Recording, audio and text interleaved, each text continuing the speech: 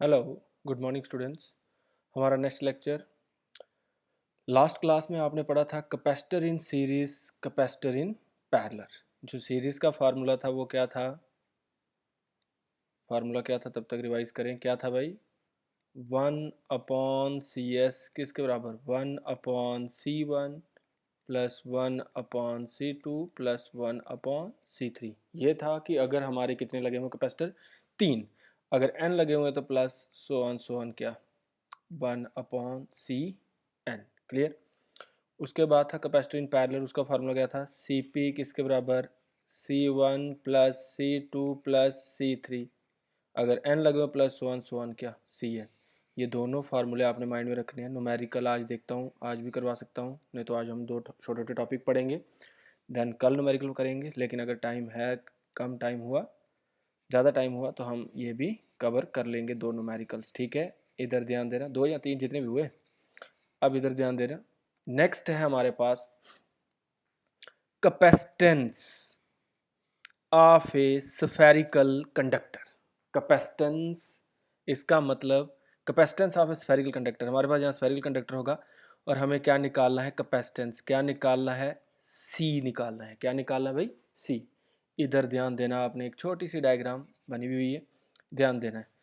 हमारे पास स्फेरिकल है तो ये ऐसे, ये हमारे पास एक स्फीयर है। ठीक है, ये इसका सेंटर है और ये इसका क्या है? रेडियस आर, और सेंटर क्या है? ओ। और इसके ऊपर चार्ज है कौन सा? पॉजिटिव। आप बोलोगे पॉजिटिव ही क्यों लेते हैं भाई? हम जो भी काम करते हैं हमेशा कौन सा करते हैं? पॉजिटिव। क्लियर? हमने क्या लिया? एक स्फीयर लिया जिसका सेंटर ओ है और रेडियस क्या है? आर, और उसके ऊपर एक चार्ज यूनिफॉर्मली क्या कर दिया? बिछा दिया, स्प्रेड कर दिया। कौन सा? Positive Q charge. ठीक है, हम बड़ा वाला कैपिटल क्यू भी बोल सकते हैं, छोटा वाला भी। ठीक है, तो हमने यहाँ कैपिटल बड़ा वाला क्यू लिया। ठीक है, हम छोटा भी ले सकते हैं, जो हमारी मर्जी है। ठीक है, उसके बाद चाहे ये सफ़ियर क्या हो, खाली हो या क्या हो, सॉलिड हो। क्लियर? ये सफ़ियर जो हमने लिया वो खाली भी हो सकता है और क्या हो सकता है? सॉलिड भी हो सकता है। सॉलिड मतलब भरा हुआ भी हो सकता है। फिर से ध्यान दें, हमने एक क्या लिया? सफियर लिया जिसका सेंटर क्या है? ओ, और रेडियस क्या है? आर। उसके ऊपर जो पॉजिटिव क्यू चार्ज यूनिफॉर्मली क्या किया हुआ है? स्प्रेड किया हुआ है। और चाहे ये स्फीयर क्या हो, खाली या सॉलिड। उसके बाद अगर ये चार्ज यूनिफॉर्मली इसके ऊपर क्या है? डिस्ट्रीब्यूट है, स्प्रेड है, तो जो पोटेंशियल होगा हर पॉइंट पर वो क्या होगा? सेम। और पोटेंशियल क्या होगा बोलो? 1/V किसके बराबर? 1/4πε0। क्या? क्यू कौन सा लिया? Capital Q. अपॉन क्या? आर। आर मतलब डिस्टेंस। ये आपका आ गया क्या? पोटेंशियल। क्लियर? आप पढ़ के आए कैपेसिटेंस में क्यू किसके बराबर होता है? C B. हमें यहाँ इस क्वेश्चन में कैपेसिटेंस निकालना है किसका? स्फेरिकल कंडक्टर का। तो सी निकालना है, तो सी किसके बराबर होगा? Q upon V. ऊपर v की वैल्यू निकाली हुई है, इसको अगर हम फर्स्ट मान लें तो इसको मान लें क्या? सेकंड। तो v की वैल्यू कहाँ पुट करेंगे? इक्वेशन सेकंड में। तो हमारा क्या सॉल्व हो जाएगा? कैपेसिटेंस c किसका? Of a spherical conductor. Of a spherical conductor. Clear? ये था एक छोटा सा क्वेश्चन। ओके, इधर ध्यान दें। अब suppose O be the center and R is the radius of spherical conductor. Let positive Q charge is given to the sphere. This charge spread uniformly over the surface of sphere, whether it is hollow or solid. चाहे भरा हुआ है या क्या है? खाली। Clear? इधर ध्यान देना। Therefore जो पोटेंशियल होगा at every point on the surface of the sphere is same and is given by, ये बताया मैंने आपको, v किसके बराबर? 1/4πε0 q अपॉन r। ये आपके आगे इक्वेशन क्या? First. We know that c किसके बराबर होता है? ये हमारा आ गया पोटेंशियल। v किसके बराबर? 1/4πε0 q अपॉन r। और ये आपकी इक्वेशन क्या आ गई? फर्स्ट। हमें पता है c किसके बराबर होता है? q upon v। ये आपकी इक्वेशन आ गई क्या? सेकंड। अब हम फर्स्ट इक्वेशन को पुट करेंगे किसके अंदर? सेकंड के अंदर। तो क्या आ जाएगा? c किसके बराबर? c किसके बराबर आ जाएगा? इधर ध्यान देना। q अपॉन क्या आ जाएगा? 1/4 4 pi epsilon naught Q upon R, ये क्यू और ये क्यू मर गया, ठीक है। 1 2 और 3 ये वाला आर ऊपर जाएगा, ये सारा ही ऊपर जाएगा सीधे, ये 1 ये 2 और ये 3 सारा घूम के ऊपर जाएगा। तो सी किसके बराबर हो जाएगा, 4 पाई एप्सिलॉन नॉट आर। ये निकला है आपका क्या, capacitance of a spherical conductor. अगर ये सॉल्व हो गया, ये भाई ऐसे 1 2 और 3, ये 3 वाला घूम के कहाँ जाता है, फर्स्ट पोजीशन पर। भाई ये आपको पता है ना, मैथमेटिकल कैलकुलेशन है, ठीक है। इधर ध्यान देना, तो सी किसके बराबर आया, 4 pi epsilon naught R. Clear. अगर हम इस स्फेरिकल कंडक्टर जो हमने बनाया है उसको किसी मीडियम के अंदर रख दें, जिसका डाइलेक्ट्रिक कांस्टेंट, जो स्फेरिकल कंडक्टर बनाया उसको मीडियम के अंदर रखते हैं जिसका डाइलेक्ट्रिक कांस्टेंट क्या है, के, तो तब हमारा कैपेसिटेंस क्या होगा, सी एम। सी कैपेसिटेंस, एम मतलब मीडियम, तो क्या होगा, सेम होगा 4 पाई एप्सिलॉन नॉट आर, साथ में क्या होगा, कांस्टेंट जिस मीडियम के अंदर रखा है उसके साथ मल्टीप्लाई हो जाएगा, जिसका डाइलेक्ट्रिक कांस्टेंट क्या है, के। इक्वेशन फर्स्ट ये सॉल्व हो गया। If the spherical conductor is placed in a medium of dielectric constant क्या, के, देन सी एम किसके बराबर हो जाएगा, सी कैपेसिटेंस, एम मतलब medium, 4 pi epsilon naught R, और साथ में आ जाएगा क्या, के। क्लियर। नेक्स्ट टॉपिक है हमारा मोस्ट इम्पॉर्टेंट, ध्यान दे इधर, मोस्ट इम्पॉर्टेंट, ठीक है। इधर ध्यान देना इसके ऊपर, पेपर में अगर इस टॉपिक से, इधर नेक्स्ट टॉपिक है हमारा energy stored in a capacitor. बड़े ही ध्यान से आपने सुनना है इधर, energy stored in a capacitor, 3 number का यहाँ से ये क्वेश्चन पेपर में ये क्वेश्चन आता है, 3 मार्क्स का आता है, 5 नंबर का नहीं आता, लेकिन 3 बार का कई बार आता है कि derive an expression for energy stored in a capacitor. इधर ध्यान देना, अगर ये हमारे पास कैपेसिटर है, ये इसकी क्या है, पॉजिटिव, और ये इसकी क्या है, नेगेटिव प्लेट। अगर हम इसको क्या करें, चार्ज करें एक्सटर्नल एजेंसी लगा के, तो क्या करता है, एक्सटर्नल एजेंट लगा के तो क्या करता है, ये इलेक्ट्रॉन को पुल करता है, जो एक्सटर्नल एजेंट चार्ज, बैटरी लगाएंगे ना इसको चार्ज करने के लिए, पुल करता है इलेक्ट्रॉन्स को कहाँ से, पॉजिटिव प्लेट से, कहाँ, नेगेटिव प्लेट पर। ध्यान दें, अगर हम किसी कैपेसिटर को क्या करें, चार्ज करें, सम एक्सटर्नल एजेंट लगाएं, एजेंट मतलब क्या लगाएं, बैटरी लगाएं, तो तब क्या होता है, जो इलेक्ट्रॉन ट्रांसफ़र होते हैं, इलेक्ट्रॉन को पुल्ड करता है, जो एजेंट है वो बैटरी एजेंट क्या करता है, इलेक्ट्रॉन को पुल्ड करता है फ्रॉम पॉजिटिव प्लेट, और कहाँ भेजता है, transfer them to the negative plate. अब ध्यान देना, अगर वो पॉजिटिव प्लेट से नेगेटिव प्लेट भेजेगा, इसका मतलब फोर्स भी लगेगी, इसका मतलब कुछ डिस्टेंस कवर हो रहा है, यहाँ फोर्स का कंसेप्ट तो नहीं आएगा, यहाँ क्या बात रहेगी, पोटेंशियल की, ठीक है, और कुछ डिस्टेंस भी कवर हो रहा है, इसका मतलब यहाँ क्या हो रहा है, क्या हो रहा है भाई, वर्क हो रहा है, क्या हो रहा है, वर्क। और यही जो वर्क है वो स्टोर रहेगा कैपेसिटर के अंदर इन द फॉर्म ऑफ क्या भाई, इलेक्ट्रिक पोटेंशियल एनर्जी या एनर्जी। क्लियर। ध्यान देना, अगर हम कैपेसिटर को चार्ज करेंगे तो जो एक्सटर्नल एजेंट है, बैटरी है, वो क्या करेगा, इलेक्ट्रॉन को पुल्ड करेगा, भेजेगा, खींचेगा, कहाँ से, पॉजिटिव प्लेट से, किधर भेजेगा, ट्रांसफ़र करेगा नेगेटिव प्लेट। अगर वो ट्रांसफ़र कर रहा है, इसका मतलब पोटेंशियल भी है और कुछ डिस्टेंस भी कवर हो रहा है, इसका मतलब यहाँ क्या हो रहा है, वर्क। अब ध्यान देना, जैसे हम घर में फ़ैन चलाते हैं, फ़ैन का स्विच ऑन करते हैं, तो पहले फ़ैन धीरे धीरे धीरे चलता है, धीरे धीरे, यकदम से फुल स्पीड में नहीं आ जाता, फिर एक टाइम आता है बड़ी फुल स्पीड में चलता है, ठीक है। इसका मतलब जब हमने स्विच ऑन नहीं किया था तो फ़ैन की स्पीड क्या थी, 0। क्लियर। फिर जब एक टाइम आया उसकी स्पीड क्या हो गई, मैक्सिमम।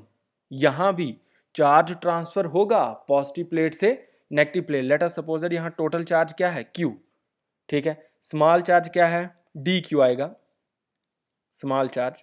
टोटल चार्ज क्या है, Q, स्मॉल चार्ज क्या आएगा, DQ। पहले यहाँ से थोड़ा थोड़ा चार्ज आएगा, एक टाइम आएगा फिर जाके क्या है, टोटल चार्ज क्या होगा, ट्रांसफ़र। पहले स्मॉल चार्ज ट्रांसफ़र होगा तो वर्क डन भी क्या होगा, स्मॉल। लेकिन आपको पता है टोटल वर्क डन निकालने के लिए हम हमेशा उसको क्या करेंगे, इंटीग्रेट।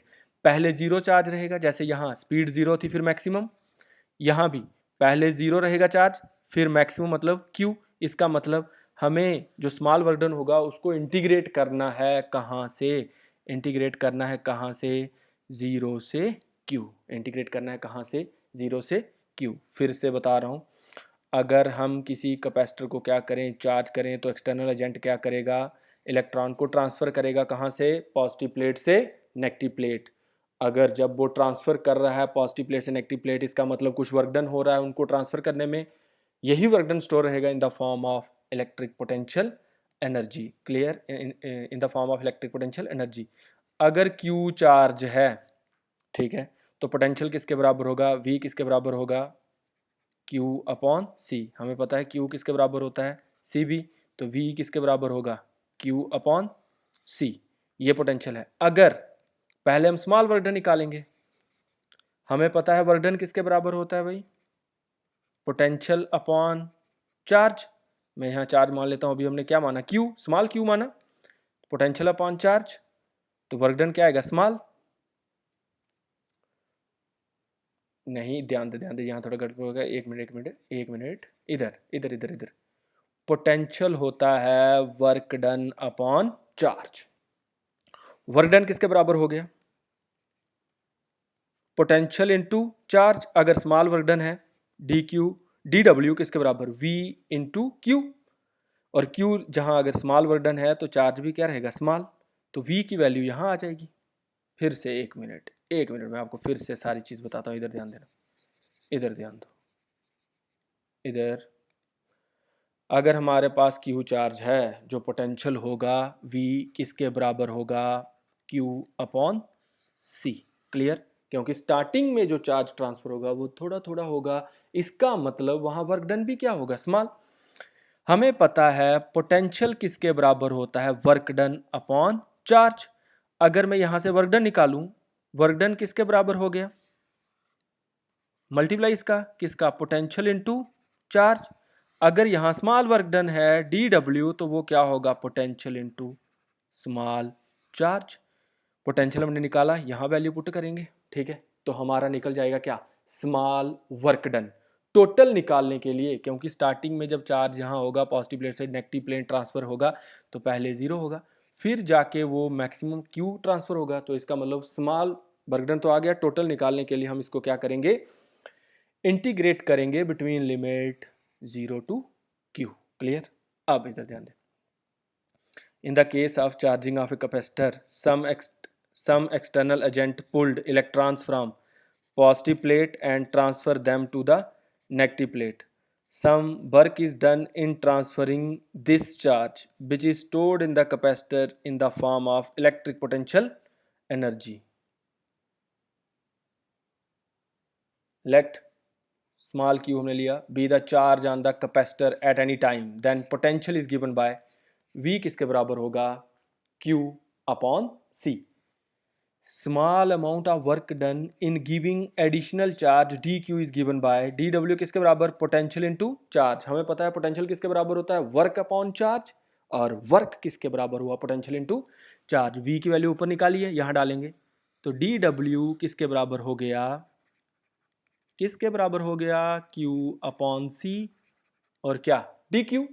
ये हमारा निकला स्मॉल वर्क डन। अब हम निकालेंगे क्या, टोटल वर्क डन। क्या निकालेंगे, total work done. Total work done निकालने के लिए भाई स्टार्टिंग से 0 चार्ज था और मैक्सिमम क्या होगा, Q, तो इसको हम इंटीग्रेट करेंगे बिटवीन लिमिट कहाँ से, 0 to Q। Total work done in transferring charge from 0 to Q is given by, तो इंटीग्रेट करेंगे तो क्या आ जाएगा, इंटीग्रेशन dw, इंटीग्रेशन कहाँ से, 0 से Q upon C dq। Clear, integration और डेरिवेटिव आपका क्या खत्म, इंटीग्रेशन और डेरिवेटिव आपका क्या खत्म। ध्यान देना इधर अच्छे से, इधर 1 अपॉन सी बाहर आ जाएगा, W 1 अपॉन सी बाहर, क्या आ जाएगा, इंटीग्रेशन 0 से Q dq। अब भाई इंटीग्रेशन तो आप 11th में अच्छे से पढ़ के आए हैं, तो ये फार्मूला याद है, इंटीग्रेशन x dx, x की पावर क्या है 1, तो फार्मूला क्या होता है इंटीग्रेशन का, ये भाई फार्मूला भी लिख देता हूँ इधर, क्या, x की पावर n dx किसके बराबर होता है, x की पावर n+1 अपॉन n+1। 1, और साथ में ये लिमिट वाली इंटीग्रेशन है। लिमिट वाली इंटीग्रेशन जैसे ही इंटीग्रेशन होती है तो किस में चेंज हो जाती है, स्क्वायर ब्रैकेट में। यहाँ x की जगह यहाँ क्या है, q की पावर क्या है 1, ठीक है। लगेगा फार्मूला q की पावर n dq, तो क्या आएगा q की पावर n प्लस 1 मतलब 1 प्लस 1 अपॉन 1 प्लस 1। तो ध्यान दे इधर, ये भाई 11th में आपने अच्छे से पढ़ा है। तो क्या आ जाएगा, जैसे इंटीग्रेशन करेंगे w 1 अपॉन c, जैसे इंटीग्रेशन करेंगे क्या आ जाएगा, ये आपका स्क्वायर ब्रैकेट में चेंज हो जाएगा, क्या आएगा q 1 प्लस 1 अपॉन 1 प्लस 1, 0 से q, ये आ जाएगा। क्या आ जाएगा, w किसके बराबर 1 अपॉन c, क्या आ जाएगा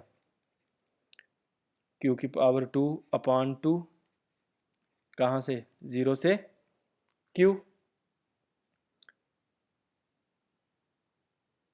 ध्यान देना, ये आ जाएगा।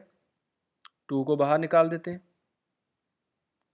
तो क्या आ जाएगा, w किसके बराबर 1, 2 बाहर आ जाएगा तो c के साथ मल्टीप्लाई, 2c, कहाँ भाई q स्क्वायर, और कहाँ से 0 से q। लगा दो लिमिट भाई, लिमिट का फार्मूला क्या होता है, upper limit minus lower limit, यही होता है ना। तो w किसके बराबर 1 अपॉन 2c, लगाओ upper limit minus lower limit, क्या आएगा, क्या आएगा इसकी जगह, upper limit q square minus lower limit 0 का स्क्वायर, तो क्या आ जाएगा w किसके बराबर 1 अपॉन 2c, क्या आ जाएगा q स्क्वायर। एक ये माइंड में रखना है, क्योंकि जब आपका न्यूमेरिकल निकलेगा तो फार्मूले यहाँ से 2-3 बनेंगे, ठीक है। मैं सारे जिनको मैं सर्कल कर रहा हूँ, जहाँ मैंने लिखा हो वहाँ सर्कल किया हो, इनको माइंड में रखना है, क्योंकि न्यूमेरिकल आएगा तो ये इसी फार्मूले ये लगेंगे और ये न्यूमेरिकल सॉल्व होगा। तो इधर ध्यान दें, यहाँ से बता देता हूँ, ये कैंसिल, ये 1 अपॉन सी, 0 से q डी क्यू, फार्मूला लग गया q की पावर 1 प्लस 1 अपॉन 1 प्लस 1, सी 1 अपॉन सी, क्यू स्केयर अपॉन 2, 0 से q, क्या आएगा 1 अपॉन 2c, क्यू स्केयर और 0 से q, upper limit minus lower limit, w किसके बराबर 1 upon 2c, Q square minus 0, तो w किसके बराबर आ गया 1 अपॉन 2c क्यू स्केयर। और यही जो वर्क डन निकला है ये स्टोर रहेगा किसके अंदर, कैपेसिटर के अंदर, इन the form of electric potential energy. क्या भाई, यही वर्क डन स्टोर रहेगा किसके अंदर, कैपेसिटर के अंदर, इन the form of electric potential energy. और हम इलेक्ट्रिक पोटेंशियल एनर्जी को किसके साथ डिनोट करेंगे, एक ये फार्मूला माइंड में रखना है, किसके साथ, u के साथ। तो u किसके बराबर आ जाएगा 1 अपॉन 2c, और क्या आ जाएगा q स्क्वेयर। ओके, अब हमें पता है q किसके बराबर होता है भाई, बोलो cb के। तो यहाँ आ जाएगा u किसके बराबर 1 अपॉन 2c cb, क्योंकि q किसके बराबर cb, तो वहाँ q स्क्वेयर था तो किसका आ गया cb का स्क्वेयर। तो क्या आ जाएगा u किसके बराबर 1 upon 2c c square v square, एक c और एक c ये मर जाएगा, u किसके बराबर 1 अपॉन 2 c v स्क्वेयर। अब v स्क्वेयर है तो मैं यहाँ v कितने लिख सकता हूँ 2, तो क्या आ जाएगा हमारे पास u किसके बराबर 1 upon 2 c v into V. हमें पता है सी बी किसके बराबर होता है, ये सी बी किसके बराबर होता है क्यू के। तो क्या आएगा u 1 अपॉन 2, क्या आ जाएगा बोलो 1 अपॉन 2 क्यू इंटू वी। ये भी एक फार्मूला है आपका, ठीक है।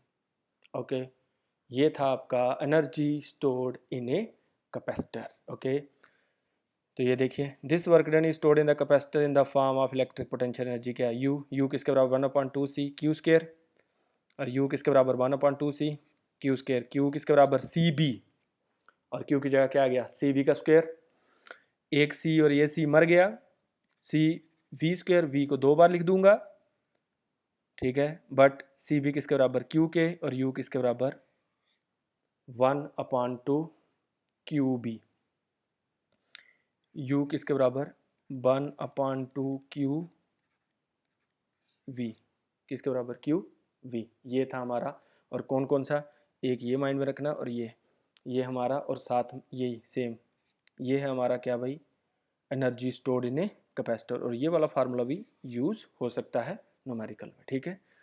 ओके, ये हमारे दो टॉपिक हो गए, कौन सा, कैपेसिटेंस ऑफ स्फेरिकल कंडक्टर और साथ में energy stored in a capacitor. अच्छा, अब एक न्यूमेरिकल्स हैं, ठीक है। हाँ, बहुत ये अभी पड़ा फार्मूला, तो ये हम कर लेते हैं।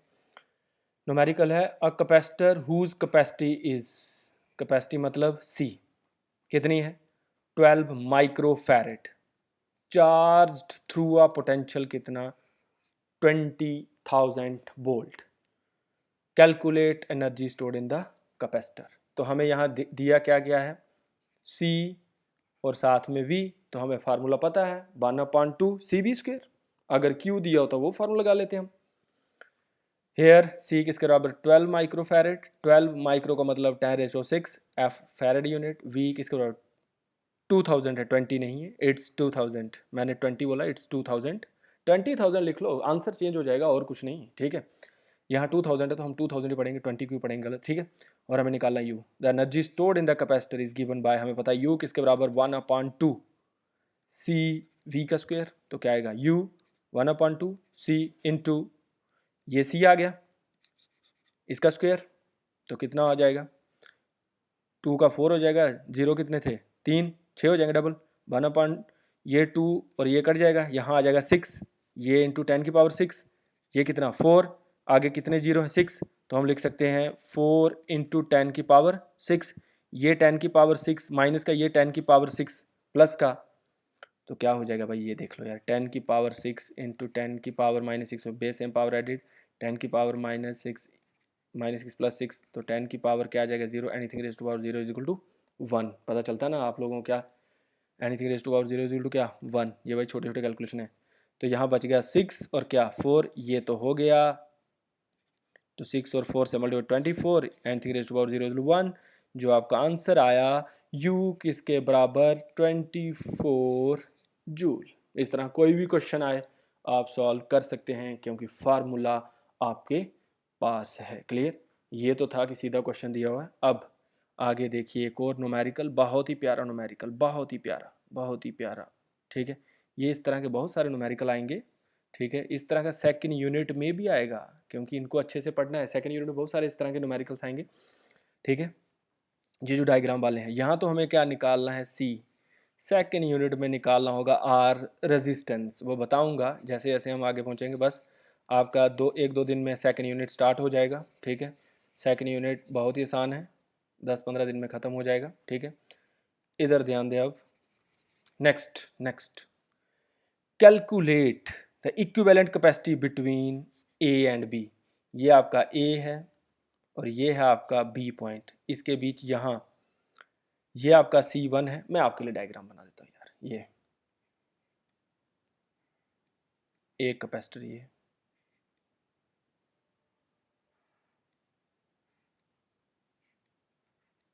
एक कैपेसिटर, ये है एक कैपेसिटर, ये है ये ठीक है। ये A पॉइंट है, ये B पॉइंट है, ठीक है। ये आपका कैपेसिटर है C1, इसकी कैपेसिटी है 4.5 माइक्रोफैरेड। ये है आपका क्या C2, इसकी भी क्या है 4.5 माइक्रोफैरेड। ये है आपका क्या C3, इसकी क्या है 3 माइक्रोफैरेड। ये है C4 और 3 माइक्रोफैरेड। इस तरह के क्वेश्चन को हमने टोटल कैपेसिटी निकाली है A और B के बीच। इस तरह क्वेश्चन में हमने पहले देखना है कि हमें कोई भी कैपेसिटर हो, जहाँ तो ढूंढना है वो सीरीज में, यहाँ तो ढूंढना है क्या पैरेलल में। तो यहाँ देखो कोई सीरीज में या पैरेलल मिल रहे हैं। अगर मैं इन कैपेसिटर को देखूँ, हमेशा ध्यान रखना है पहले एक तो सॉल्व होगा नहीं, हमें दो ढूंढने हैं, जहाँ तो दो सीरीज में चाहिए या दो पैरेलल में चाहिए। तो ये वाला देखो C1 और C2, देखो दोनों का रास्ता अलग अलग है, इसका मतलब C1 और C2 क्या है पैरेलल, पैरेलल का हमें फार्मूला पता है, ठीक है। और ये दोनों जुड़ के, ये दोनों कौन सा C1 और C2 जुड़ के एक कैपेसिटर बना देंगे। क्या कर देंगे, एक कैपेसिटर बना देंगे। और दोनों क्या है पैरेलल में, पैरेलल का फार्मूला क्या होता है भाई बोलो, C1 प्लस C2, तो क्या आएगा the capacitor C1 and C2 are connected in parallel. Cp किसके बराबर C1 प्लस C2, 4.5 प्लस 4.5 कितना 9 माइक्रोफैरेड। जैसे हमने इन दोनों को सॉल्व किया, ये डायग्राम चेंज हो जाएगी, ये डायग्राम ऐसे आ जाएगी। ये आपका कैपेसिटर पहला वाला, ये C3 कितना 3 माइक्रोफैरेड, और ये दोनों जुड़ के कौन कौन सा C1 और C2 बन गया एक कैपेसिटर। ये आपका क्या C4 और ये आपका B पॉइंट, और ये आपका CP आया और कितना 9 माइक्रोफैरेड, और ये A पॉइंट। अब तीनों के तीनों किस में आ गए, सीरीज में, और सीरीज का फॉर्मूला हमें पता और हम सॉल्व कर लेंगे। तो इधर देखें, तो जो जैसे वो सॉल्व किया था, given diagram can be redrawn as, ये ऐसे आ जाएगा। अब ये तीनों के तीनों क्या हैं, सीरीज में, और सीरीज का फार्मूला हमें पता है क्या होता है, बोलो 1/CS किसके बराबर, 1/C3 प्लस 1/CP, पहला C3 है, दूसरा CP और तीसरा क्या है C4, प्लस 1/C4। आपको मैं समझाने के लिए ऐसे लिख रहा हूँ, आप डायरेक्ट वैल्यूज भी डाल सकते हैं यार, कोई परेशानी नहीं जब आपको समझ हो, ठीक है। 1/CS किसके बराबर, बोलो 1/3 प्लस 1/9 प्लस 1/3। भाई अब सेंटर वाले का बेस क्या है 9, सबका अगर हमें 9 बना रहा हो, क्योंकि अगर बेस सेम हो जाएगा तो पावर क्या हो जाएंगी एडिड, ठीक है। बहुत तरीके हैं इसको, पहले इन दोनों को सॉल्व कर लो फिर इसको मल्टीप्लाई कर लो, लेकिन अगर इस तरह का है तो हम तीनों का बेस सेम करो, तो इसका 9 है, अगर पहले का 9 बनाना हो, ऊपर 3 के साथ मल्टीप्लाई, नीचे भी 3 के साथ मल्टीप्लाई करना पड़ेगा, न्यूमिनेटर को भी डिनोमिनेटर को भी, इसको भी और इसको भी, क्या आ जाएगा, चलो करके बताता हूँ भाई। CS किसके बराबर 1 इंटू 3, 3 इंटू 3 प्लस 1, इसको करने की जरूरत ही नहीं, इसको क्यों करना है, इसका बेस है ही 9 है, ठीक है, इसको थोड़ी करना है, ठीक है, इसका तो है ही 9 है, क्या आ जाएगा 9 प्लस 1 इंटू 3, 3 इंटू 3, भाई क्यों किया, सबका बेस 9 बनाने के लिए, तो क्या आ जाएगा बोलो 1/CS क्या आ जाएगा 3/9 plus 1/9 plus 3/9, base same power added, तो क्या आ जाएगा आपके पास, यहाँ कर देता हूँ 1/CS किसके बराबर 3 प्लस 1 प्लस 3/9, तो क्या आ जाएगा 1/CS, 3 1 4 और 3 7, 7/9 माइक्रो फैरेड। ये आपका क्या आ गया, हाँ 1 मिनट, ये आपका आया है 1/CS। अगर हमें CS निकालना है टोटल कैपेसिटी, तो ये घूम जाएगा, तो CS किसके बराबर आएगा 7/9 माइक्रो फैरेड, पता है ना 1/CS था, तो CS ये ऊपर जाएगा तो वो भी चेंज हो जाएगा, तो CS किसके बराबर, गलत लिख दिया, यहाँ गलत लिख दिया, यहाँ CS यहाँ लिख देता हूँ, CS किसके बराबर 9/7 माइक्रो फैरेड। ओके, अब आपके 3 क्वेश्चन बचे हैं, मोस्ट इंपॉर्टेंट क्वेश्चन है वो करेंगे और आपका चैप्टर खत्म हो जाएगा, यूनिट फर्स्ट आप खत्म हो जाएगा और सेकंड हम स्टार्ट करेंगे। ओके, थैंक यू, मेहनत करें, पढ़ें अच्छे से। ओके।